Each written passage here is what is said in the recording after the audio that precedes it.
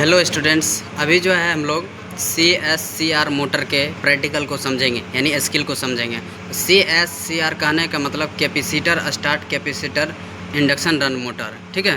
तो यहाँ पे डबल कैपेसिटर का यूज़ किया गया है, इसीलिए हम लोग इसको बोलते हैं CSCR मोटर, ठीक है। तो अब सबसे पहले इसका कनेक्शन समझते हैं। देखिए यहाँ पे ये देखिए आपका फेज, यानी यहाँ से लाइन निकला है, ठीक है। यहाँ पे स्विच लगा हुआ है प्रोटेक्शन के लिए, ठीक है। उसके बाद जो है लाइन से निकल करके आमीटर में आ गया है। ये आमीटर जो है 0 से 25 एम्पियर के बीच लगाया गया है, MI टाइप का, यानी AC सप्लाई दे रहे हैं इसीलिए MI टाइप का लगाया गया है, ठीक है। उसके बाद जो है यहाँ से देखिए ये आमीटर के टर्मिनल से निकल करके रनिंग वाइंडिंग में आया है। रनिंग वाइंडिंग में कंडीशन है कि रनिंग वाइंडिंग का जो होता है करेंट ज़्यादा होता है और रजिस्टेंस क्या होता है, कम होता है। तो इसीलिए इसका जो रनिंग वाइंडिंग के लिए जो एक कैपेसिटर लगाएंगे, इसका कम वैल्यू को लगाएंगे, ठीक है। जैसे 30 माइक्रोफैराड का लगाएंगे, इसके लिए कम माइक्रोफैराड का, ठीक है, रनिंग वाइंडिंग के लिए। उसके बाद देखिए रनिंग वाइंडिंग का जो सेकेंड टर्म निकला है यहाँ पर आकर के, यहाँ पर देखिए, तो ये जो है स्टार्टिंग कैपेसिटर है। ये जो CF जो है सेंट्रीफ्यूगल स्विच है, ठीक है। ये जो कैपेसिटर का सिंबल दे रहे हैं, ये जो है रनिंग कैपेसिटर के लिए सिंबल है, ठीक है। अब जो है हम लोग इसका कनेक्शन करना शुरू कर देते हैं। तो रनिंग वाइंडिंग का एक टर्मिनल लिए, उसके बाद सेंट्रीफ्यूगल स्विच का एक टर्मिनल लेंगे, उसके बाद जो है एक रनिंग कैपेसिटर का पहला टर्मिनल लेकर के आपस में शॉर्ट कर देंगे, ठीक है। नेक्स्ट स्टेप क्या करेंगे, यहाँ पे देखिए सेंट्रीफ्यूगल स्विच का जो है सेकेंड टर्मिनल और स्टार्टिंग कैपेसिटर का पहला टर्मिनल लेकर के आपस में क्या करेंगे, शॉर्ट कर देंगे, ठीक है। अब क्या करेंगे, तीसरा स्टेप में स्टार्टिंग कैपेसिटर का सेकेंड टर्मिनल जो है और रनिंग कैपेसिटर के सेकेंड टर्मिनल और स्टार्टिंग वाइंडिंग के फर्स्ट टर्मिनल को क्या करेंगे, आपस में शॉर्ट कर देंगे, ठीक है। तो ये 3 स्टेप में आपका यहाँ पर कनेक्शन होगा और उसके बाद यहाँ से देखिए ये जो है न्यूट्रल पथ रिटर्न हो जाएगा, एन न्यूट्रल रिटर्न हो जाएगा। तो उसी तरह से जो है अभी हम लोग यहाँ पर डेमो दिखाया। अब जो है मैं आप लोग को मोटर, अब जो है हम लोग यहाँ पे देखिए रनिंग वाइंडिंग और स्टार्टिंग वाइंडिंग आपस में यहाँ पे क्या है, यहाँ पे शॉर्ट है, ठीक है। तो इन दोनों को शॉर्ट करके एक कॉमन पॉइंट बनाए हैं जिसको हम लोग क्या कहें हैं, न्यूट्रल कहे हैं, ठीक है। तो वाइंडिंग आप लोग को रनिंग वाइंडिंग और स्टार्टिंग वाइंडिंग जांचने के लिए एक न्यूट्रल पर हमें मल्टीमीटर लगा करके कंटिन्यूटी टेस्ट करेंगे और दूसरा जो भी वायर होगा उसको लगा करके जाँच करेंगे। तो कंटिन्यूटी दिखाई देगा तो उसको आप लोग समझेंगे रनिंग वाइंडिंग है या स्टार्टिंग वाइंडिंग है। अब जो है स्टार्टिंग वाइंडिंग के लिए क्या होगा, करंट जिसका रेजिस्टेंस ज़्यादा होगा वो स्टार्टिंग वाइंडिंग हो जाएगा, जिसका रेजिस्टेंस कम होगा वो रनिंग वाइंडिंग हो जाएगा, ठीक है। अब जो है देखिए यहाँ पे जो है आपको ये कितने माइक्रोफैराड का दिखाई दे रहा है, 33 माइक्रोफैराड ये स्टार्टिंग कैपेसिटर। इसका देखिए इसका माइक्रोफैराड कितना है, 30 माइक्रोफैराड, है ना।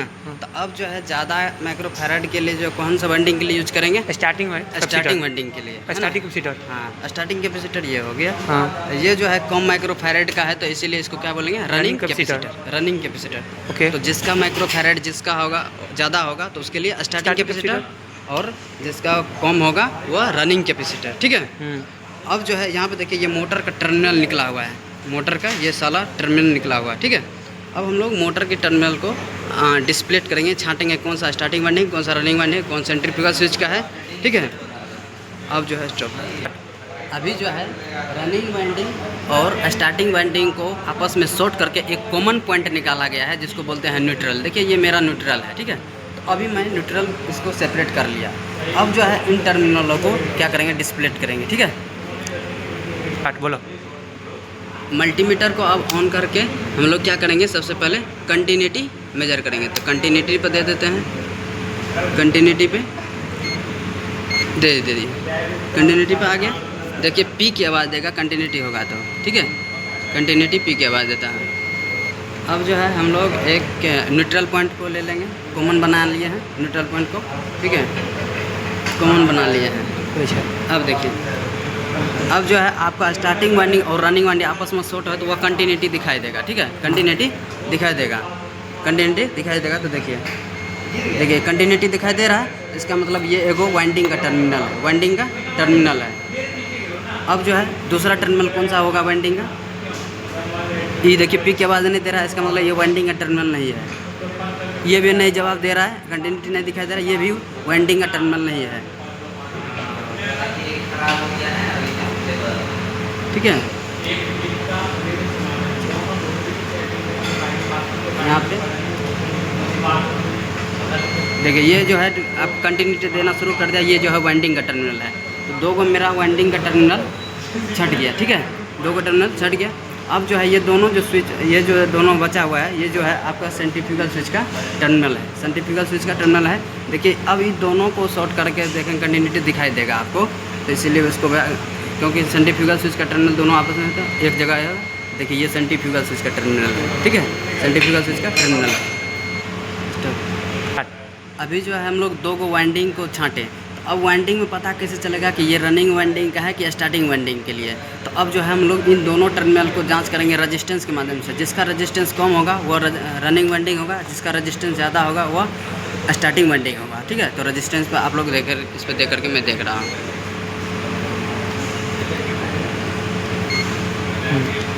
तो इस पर दे दिए, देखिए इसका रेजिस्टेंस कितना आ रहा है, मोबाइल बंद करो, मोबाइल बंद करो, मोबाइल बंद करो। इसका देखिए कितना आया 6.1, इसका 6.1 ओम आया है, ठीक है, याद रखिएगा। इसका देखिए 6.7 आया। इसका रेजिस्टेंस क्या है, ज़्यादा है, मतलब ये जो है आपका स्टार्टिंग वाइंडिंग है। रेजिस्टेंस ज़्यादा है तो ये कौन वाइंडिंग है, स्टार्टिंग वाइंडिंग है। इसका रेजिस्टेंस 6.1 था तो कम रेजिस्टेंस था, तो इसीलिए होगा रनिंग वाइंडिंग, ठीक है। अब हम लोग कनेक्शन करते हैं। बोलो। अब मैं सभी टर्मिनल को डिस्प्ले कर लिया। अब जो है हम लोग का शॉर्ट क्या होगा, मेन वाइंडिंग का फर्स्ट टर्मिनल और रनिंग वाइंडिंग। अब जो है यहाँ पे हम लोग रनिंग वाइंडिंग का टर्मिनल लेंगे। मैंने रनिंग वाइंडिंग का एक टर्मिनल ले लिया, ठीक। अब जो है रनिंग कैपेसिटर के एक टर्मिनल लेना है, तो रनिंग कैपेसिटर का एक टर्मिनल ले लिया, ठीक। उसके बाद एक सेंट्रीफ्यूगल स्विच का टर्मिनल लेना है, तो मैं तीनों जो है टर्मिनल आपस में ले लिया। इसको क्या करना है, आपस में शॉर्ट कर देना है। बोलिए।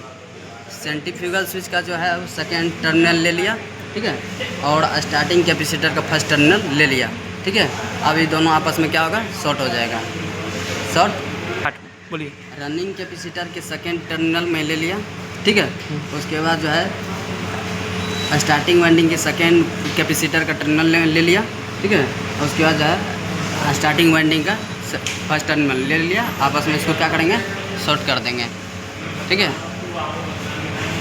आपस में इसको करंट को मेजर करने के लिए स्टार्टिंग करंट और रनिंग करंट, उसके लिए एमीटर की आवश्यकता पड़ेगा। तो अब जो है हम लोग एमीटर ले लिया। एमीटर का कनेक्शन हमेशा सीरीज में होता है, ठीक है। तो रनिंग वाइंडिंग के साथ क्या करेंगे, एमीटर का टर्मिनल कनेक्शन कर देंगे। तो देखिए मेरा रनिंग वाइंडिंग है, तो रनिंग वाइंडिंग में मैंने क्या किया, इसको एमीटर का सेकेंड टर्मिनल मैंने लगा दिया। बोलो। रनिंग वाइंडिंग के साथ सप्लाई इसीलिए दे रहे हैं क्योंकि मुझे क्लॉकवाइज चलाना है। एंटी क्लॉकवाइज चलाना होता है, तो उस समय सप्लाई जो है हम लोग किस में देते हैं, स्टार्टिंग वाइंडिंग में, ठीक है। यहाँ पे देखिए ये जो है मेरा न्यूट्रल रिटर्न हो गया और जो है एमीटर का लाइन रिटर्न हो गया। अब मुझे सप्लाई देने की ज़रूरत है इसके के लिए, है ना, स्टार्टिंग करंट और रनिंग करंट।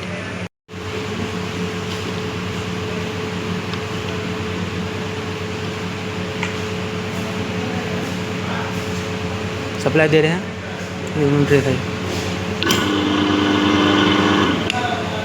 तो मेरा ये स्टार्टिंग करंट कितना था, 8 था, और रनिंग करंट कितना था, 3। तो इसको आप लोग देख लिए, ये देखिए एंटी क्लॉकवाइज में घूम रहा है।